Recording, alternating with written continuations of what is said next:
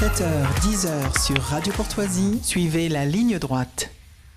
Et on retrouve Sophie Mageran pour cette chronique voyage, cette nouvelle chronique, donc en partenariat avec l'agence de voyage Odeia. Bonjour Sophie Mageran. Bonjour Liselotte. Et donc ce matin, on s'envole pour l'Italie. Bah oui, un peu de soleil. Ça fait quand même tellement longtemps qu'on n'a pas parlé d'Italie qu'il faut bien revenir à nos premières amours. Et je vous propose bien de parler ce matin des dépouilles du talon de la botte italienne. C'est vrai que c'est une région que j'affectionne particulièrement, que j'aime beaucoup, parce que c'est une région qui est peu connue, qui tend à se développer quand même, à être de plus en plus fréquentée, et c'est tant mieux. C'est une région où vraiment tous les a priori tombent. C'est-à-dire que oui, c'est le sud de l'Italie. Non, en fait, c'est pas tout à fait le sud, parce que la botte, elle est très inclinée. En fait, c'est beaucoup plus au nord que la Calabre ou que Naples, d'ailleurs. Donc on a des idées assez fausses. Oui, mais c'est méridional, donc c'est sale. Non, la région des Pouilles, c'est extrêmement propre. Voilà, c'est très soigné, tout est entretenu. Les villes on peut manger par terre. J'ai envie de dire, dans toutes ces villes, c'est nickel chrome. Les centres historiques sont vraiment très très beaux. Il y a un patrimoine exceptionnel. Il y a une histoire et vraiment des âges d'or, pas un seul, plusieurs âges d'or qui font que les Pouilles brillent encore de tout leur feu aujourd'hui. Oui, alors vous parliez de ces villes extrêmement propres. On imagine que les auditeurs qui voudraient vous rejoindre auront l'occasion d'en découvrir quelques-unes. Oui, alors il y a deux dates. Si vous voulez, il y a un prochain voyage au mois de mars. Ça peut être très bien pour aller voir un peu le soleil, prendre le bon air, hein, le soleil. C'est vrai que l'Italie en hiver, quand il fait beau, c'est extraordinaire.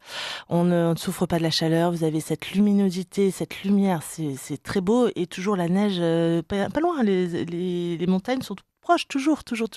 Donc c'est vraiment très très agréable. Et puis c'est la saison des agrumes. Vous avez parce que c'est vrai que la région des Pouilles, c'est une région extrêmement agricole, donc oliviers, beaucoup de cultures d'agrumes, donc oranges, clémentines, etc. C'est la pleine saison. Enfin c'est la fin, disons, mais c'est encore ça donne encore beaucoup. C'est très beau. Vous avez tous ces arbres de Noël là sur le long des routes, entre guillemets, avec tous ces fruits. C'est vraiment magnifique. Et donc on propose un voyage du 9 au 15 mars prochain, mais également un autre au mois de mai. Je vous redirai les dates tout à l'heure. Donc soit avec Jean-Michel Sanchez au mois de mars, soit avec Virginie Foutel au mois de mai. C'est vrai que c'est un très très beau voyage. Pourquoi ? Vous avez plusieurs âges d'or. Vous avez l'âge d'or, donc déjà de la période antique, avec les Grecs qui se sont installés dans ce sud de l'Italie, et notamment autour du golfe de Tarente. Tarente qui était une ville, vraiment un port d'ailleurs, avec une rade, vraiment un port extrêmement fermé, très contrôlé, qui a eu, cette ville, un énorme rayonnement dans l'Antiquité, et donc qui fait partie de ces fondations grecques du sud de l'Italie, de ce qu'on appelait la Grande Grèce, quand le monde grec avait émigré en Méditerranée occidentale. Et donc Tarente, voilà, c'est l'âge d'or de ce monde grec dans le sud de l'Italie. Vous avez un musée extraordinaire avec qui est doté de très très beaux artefacts, et notamment de bijoux tout à fait extraordinaires qu'on a retrouvés dans des nécropoles qui étaient inviolées lorsqu'elles ont été fouillées il y a une centaine d'années. Donc c'est un très très beau musée, ça vaut le coup d'œil, le passage. La ville est très intéressante.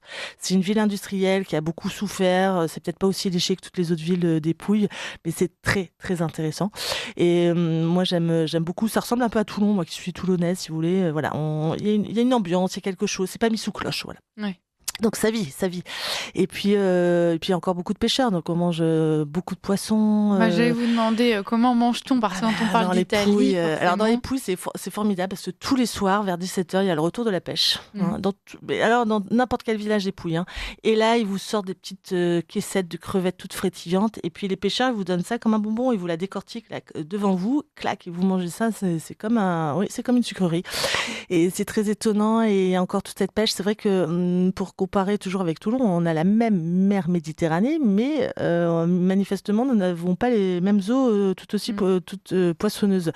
Et c'est vrai qu'il y a des marchés, par exemple à Molfetta, là, c'est extraordinaire. Vous avez un marché aux poissons chaque jour, mais il faut voir la variété, la fraîcheur, l'ambiance de ces marchands de poissons là, qui hurlent ou qui crient, qui rabattent le chaland et le client. C'est très très très amusant. On ne voit plus ça chez nous. On ne voit plus ça. Donc ça fait partie aussi d'un voyage, de découvrir la vie quotidienne, ces marchés qui n'existent plus peut-être sous nos latitudes. Et en tout cas, voyez à Molfetta, vous avez ce marché aux poissons qui a lieu tous les jours. Devant, il y a un marchand d'olives extraordinaire qui vend des grosses olives vertes.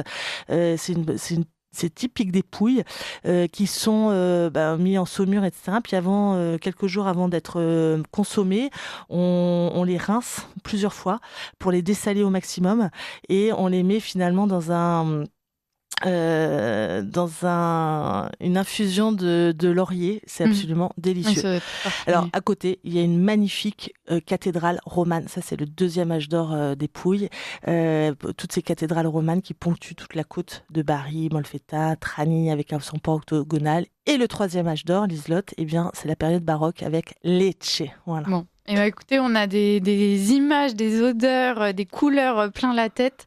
Et ça donne envie, Sophie Magerand. Merci beaucoup pour cette chronique. Et puis, chers auditeurs, si vous voulez prendre part à ce voyage, on vous laisse vous renseigner sur le site donc, de l'agence Odeya ou bien appeler la radio, nous écrire. On se fera un plaisir de vous mettre en relation. Merci beaucoup et à très bientôt, Sophie Magerand. À bientôt.